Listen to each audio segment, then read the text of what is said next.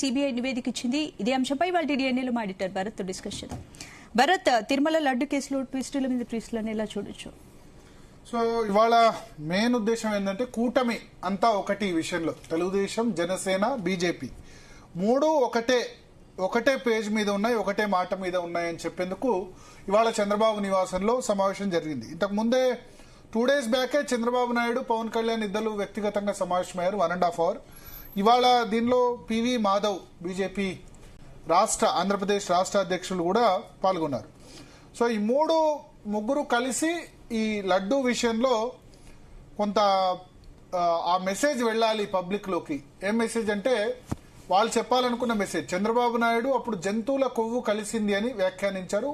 పరమ పవిత్రమైన తిరుపతి లడ్డు కల్తీకి గురైంది, జంతువుల కొవ్వును ప్రసాదం తయారీలో నెయ్యిలో వినియోగించాల్సి వచ్చింది అన్నది. అయితే సిట్ రిపోర్టు నెయ్యి కల్తీకి గురైంది, అసలు దానిలో పాల చుక్క కూడా లేదు, సింథటిక్ రసాయనాలు వాడారు, యానిమల్ ఫ్యాట్, పామ్ ఆయిల్ తో లడ్డు తయారు చేశారని ఎన్డీడీబీ చెప్తోంది కదా. నేషనల్ డైరీ డెవలప్మెంట్ బోర్డు అది చెప్పింది. సిట్ పంపిన ల్యాబొరేటరీ వేరే విధంగా చెప్పింది. అంటే మొత్తానికి లడ్డూకు సంబంధించి నెయ్యిలో అయితే ప్రాబ్లం ఉంది, అది వాడుతున్న నెయ్యి అయితే పూర్తిగా స్టాండర్డ్ కి అనుగుణంగా లేదని అయితే రిపోర్ట్ చెప్పింది. బట్ జంతువుల కొవ్వు కలిసిందా లేదా అన్న విషయంలో ఇంకా క్లారిటీ లేదు. నివేదిక ప్రకారం శ్రీవారి ప్రసాదంలో కల్తీ అయితే జరిగింది, కానీ జంతువుల అవశేషాలు లేవని సిట్ అంటోంది. సిట్ దానికి సంబంధించిన రిపోర్ట్ లో. సో ఇప్పుడు దాని మీద ఏకసభ్య కమిషన్ వేశారు. చంద్రబాబు నాయుడు ఏమంటారంటే ఆ ల్యాబ్ కు ఆ కెపాసిటీ లేదు, జంతువుల కొవ్వు ఉందా లేదా తేల్చేందుకు లేదు. రెండవది ఆయన చెప్పిన ఇప్పుడు 2 పాయింట్స్ ఏంటంటే తిరుమల శ్రీవారు మా ఇంటి దైవం, అంటే ఆయన ఇక్కడ పుట్టింది ఎక్కడ, నారావారిపల్లి అంటే తిరుపతి పక్కనే ఉంటుంది. సో మా ఇంటి దైవం, కులదైవం, అటువంటి దేవుడితో నేను ఆటలాడతానా అన్నది ఆయన బేసిక్ పాయింట్. ఇప్పుడు ఇక్కడ ఈ ఇష్యూను మనం ఎట్లా అర్థం చేసుకోవాలంటే, ఇప్పుడు ఆయన టీడీపీ లేకపోతే జనసేన ఎన్డీఏ సభ్యుల మీటింగ్ లో మాట్లాడుతూ చంద్రబాబు నాయుడు ఆ కామెంట్ చేశారు. అంటే అప్పుడే రిపోర్ట్ వచ్చింది, నెయ్యి గురించి రిపోర్ట్ వచ్చిన సందర్భంలో మాట్లాడుతూ నెయ్యిని కూడా అపవిత్రం చేశారు వైఎస్ఆర్సీపీ పాలనలో అని చెప్పి ఆ రిపోర్ట్ ఉటంకిస్తూ మాట్లాడారు. అది బాగా వైరల్ అయింది, అంటే జంతువుల కొవ్వు కూడా కలిసిందని చెప్పి. అంటే కావాలని ప్రెస్ మీట్ పెట్టో అదో చెప్పలేదు, బట్ ఆ మాట బాగా వైరల్ అయింది. దాంతో అది సుప్రీంకోర్టు దాకా వెళ్ళింది. ఎందుకంటే బాలాజీ లడ్డు అని చెప్పి నార్త్ ఇండియాలో కూడా ఇటువంటి లడ్డు ఎక్కడ దొరకదు, తిరుపతిలో తప్ప. బట్ లాస్ట్ 10 years లో లడ్డూకు సంబంధించిన క్వాలిటీ అయితే ఆ విధంగా లేదన్నది మాట వాస్తవం. అది దాని గవర్నమెంట్స్ కారణమా, లేకపోతే నెయ్యి విషయంలో తయారు విషయంలో కక్కుర్తి కారణమా, ఇవన్నీ కూడా చూడాలి. ఇప్పుడు 400 రూపాయలకే కిలో నెయ్యి కొనుగోలు చేయాల్సిన అవసరం లేదు, ఎందుకంటే 400 రూపాయలకి రాదు నెయ్యి. అది వైసీపీ హయామా, టీడీపీ హయామా అన్నది మనం పక్కన పెడితే 1000 రూపాయల కిలో నెయ్యి పెట్టి మంచి నెయ్యితో ఇవ్వండి. లడ్డు ధర అవసరమైతే 5 రూపాయలు పెంచండి. ప్లస్ టీటీడీకి పెంచకున్నా సరే ఫండ్స్ చాలా ఉన్నాయి కదా. టీటీడీ సంవత్సరానికి దాదాపు 4-5 వేల కోట్లు ఆదాయం వస్తున్నప్పుడు ఈ 380-400 రూపాయల కిలో నెయ్యి కొనుగోలు చేసే బదులు 1000 రూపాయల కిలో నెయ్యి కొనుగోలు చేస్తే ఎంత నష్టం వస్తుంది? ఏం రాదు కదా. లడ్డూ విషయంలో టీటీడీ సబ్సిడీ భరిస్తోంది, కానీ లడ్డు అన్నది ప్రసాదం, పరమ పవిత్రమైంది. కాబట్టి ఇప్పుడు మొన్న పవన్ కళ్యాణ్ అన్నారు, పవన్ కళ్యాణ్ కామెంట్స్ కూడా మనం వైరల్ అయ్యాయి. ఆయన ఏమంటే, మేము జగన్ అక్కడ కూర్చొని లడ్డూలు కట్టుతామని అనలేదు, బట్ తప్పు జరిగింది, అపచారం జరిగింది అని చెప్పి మేము అన్నాము. ఆ తప్పును వెనకేసుకు రావడం కరెక్ట్ కాదు అని చెప్పారు. సో ఇక్కడ అల్టిమేట్ గా ఇప్పుడు ఏకసభ్య కమిటీ ఏర్పాటు చేశారు.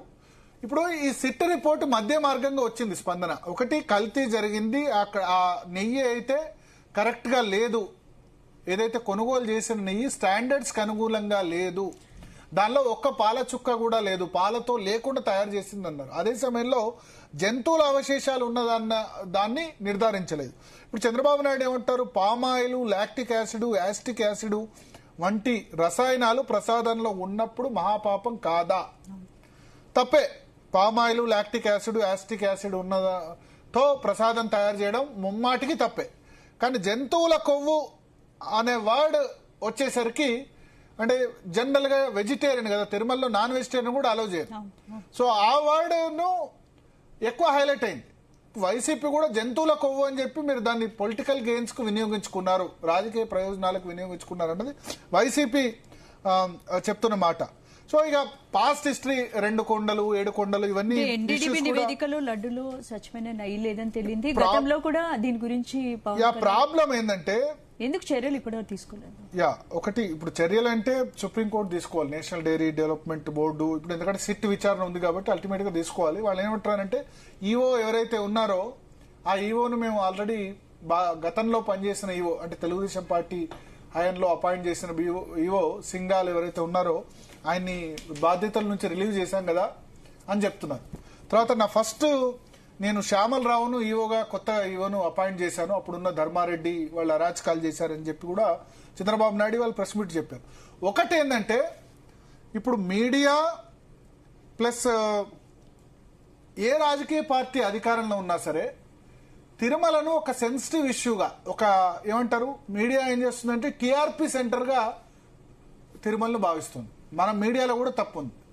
తిరుమల గురించి వార్త వేస్తే ఒక తిరుపతికే పరిమితం కాదు, తెలంగాణలో, ఆంధ్రప్రదేశ్లో, తమిళనాడులో, కర్ణాటకలో ఉన్న భక్తులు అందరూ కూడా చూస్తారు అని చెప్పి ఒక టీఆర్పీ ఐటంగా మీడియా భావిస్తుంది. ఒకటి. రెండవది ఇంతమంది భక్తులు అన్ని రాష్ట్రాల్లో ఉన్నారు కాబట్టి రాజకీయ పార్టీలు కూడా అదేవిధంగా సెంటిమెంట్ గా దీన్ని వినియోగించుకుంటున్నాయి తిరుమల లడ్డూని. ఎగ్జాంపుల్ తెలుగుదేశం పార్టీ ఫస్ట్ అధికారంలో ఉన్నప్పుడు రమణ దీక్షితులతోటి వైసీపీ ఆరోపణలు చేయించింది, అవునా కదా? రమణ దీక్షితులతో ఇక్కడ ఏదో మహా అపచారం జరుగుతోంది తిరుమలలో, లేకపోతే విజయవాడలో ఏదో పూజలు చేశారు, తిరుమలలో ఏదో దేన్నో అమ్మకానికి పెట్టారు అని చెప్పి రమణ దీక్షితులతో వైసీపీ ఆరోపణలు చేయించింది.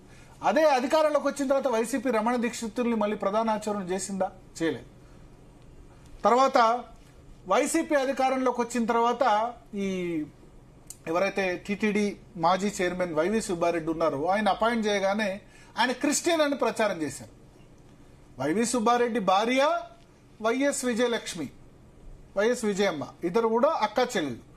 కానీ రాజశేఖర రెడ్డి ఫ్యామిలీ క్రిస్టియానిటీ తీసుకున్నందున వైఎస్ విజయమ్మ కూడా చాలా చిన్న ఏజ్ లో అయింది కాబట్టి ఆమె క్రిస్టియానిటీ తీసుకుంది. కానీ వైవి సుబ్బారెడ్డి భార్య క్రిస్టియన్ కాదు. వైవి సుబ్బారెడ్డి ఏమంటారు చాలా ఆధ్యాత్మిక కలిగిన వ్యక్తి, అయ్యప్ప దీక్ష తీసుకుంటారు, అది అందరికీ తెలిసిన విషయమే. భూమన కరుణాకర్ రెడ్డి విషయంలో ఆయన నాస్తికుడు, ఆ విషయం అందరికీ తెలుసు. సో ఈ తిరుమలని అప్పుడు రమణ దీక్షితుల ద్వారా వైసీపీ దాన్ని తిరుమల మీద బురద జల్లే ప్రయత్నం, ఎస్పెషల్లీ టీడీపీ మీద బురద జల్లే ప్రయత్నాన్ని వినియోగించుకుంది.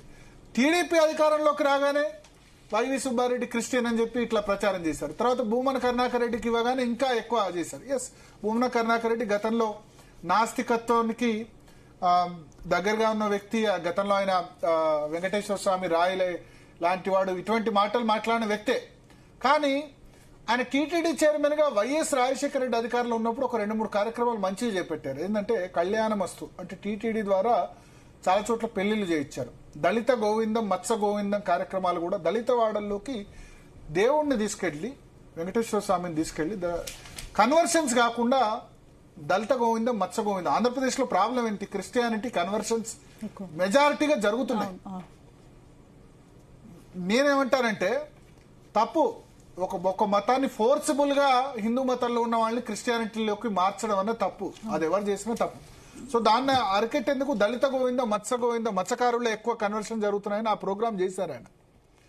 సో ఇప్పుడు తెలుగుదేశం పార్టీ వచ్చిన తర్వాత ఒక మంచి తీసుకున్నారు. ఏంటంటే అన్య మతస్థులు తిరుమలలో పని చేయకూడదు, దానికి సపోర్ట్ చేయాల్సిందే. ఎందుకంటే ఇప్పుడు చర్చుల్లో లేకపోతే ఈ వక్ఫ్ బోర్డులో వేరే ఎంప్లాయీస్ ఉండరు కదా. వక్ఫ్ బోర్డులో హిందూస్ పోయి పనిచేయరు కదా, క్రిస్టియన్స్ పోయి పనిచేయరు కదా, ఓన్లీ ముస్లింసే ఉంటారు కదా. సో తిరుమల తిరుపతి దేవస్థానంలో ఉన్న వాళ్ళేం ఉద్యోగంలో తీసేయట్లేదు, వేరే డిపార్ట్మెంట్ కు ట్రాన్స్ఫర్ చేస్తున్నారు. ఇదే మాట జగన్ అధికారంలోకి వచ్చిన తర్వాత వైవి మొదటి ప్రిన్సిపల్ సెక్రటరీ ఎల్వి సుబ్రహ్మణ్యం చెప్పారు. చెప్తే ఎందుకో సడన్ గా ఆయన్ని దాన్ని ఏమంటారు చీఫ్ సెక్రటరీగా కూడా తీసేసిన పరిస్థితి ఉంది. సో అల్టిమేట్ గా ఏంటంటే తిరుమలని ఈ రాజకీయ పార్టీలు టీడీపీ అయినా వైసీపీ అయినా ఒక ఎదుటి పార్టీని బురద జల్లేందుకు వినియోగించుకుంటున్నాయి. దానిలో 2 పార్టీలు కూడా రాజశేఖర రెడ్డి సమయం నుంచి కూడా నడుస్తుంది. రాజశేఖర రెడ్డి సమయంలో 2 కొండలు అన్నారు, 7 కొండలు కాకుండా అని చెప్పి తిరుమలని ఒక టీఆర్పీ సెంటర్ గా మీడియా వినియోగించుకుంటోంది. తిరుమలని ఎదుటి పార్టీ మీద దుమ్మెత్తి పోసేందుకు వినియోగించుకుంటారు. కానీ ఇది- దాంతో బేసికల్ ప్రాబ్లం ఈ పార్టీ ఆ పార్టీ అని కాదు, రెండు పార్టీలు కూడా అదే విధంగా చేస్తున్నాయి.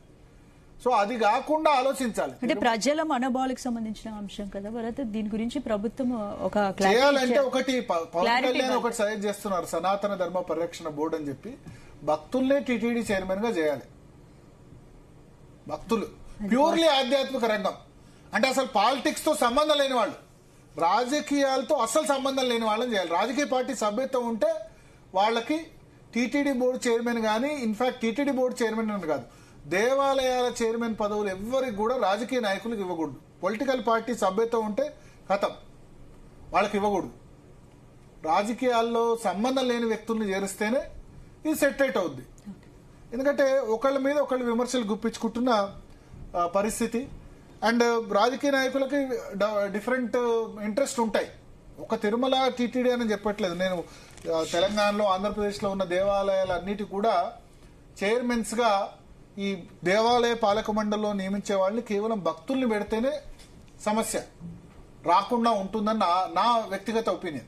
ఇది రాజకీయ పరం అయిపోతుంది. రాజకీయ గుళ్ళు గోపురాల్ని రాజకీయ పరంగా వినియోగించుకుంటున్న పరిస్థితి కనిపిస్తుంది. మాట్లాడదాం. మనతో పాటు ప్రసాద్ గారు, కేఎస్ ప్రసాద్ గారు స్టూడియోలో జాయిన్ అయ్యారు.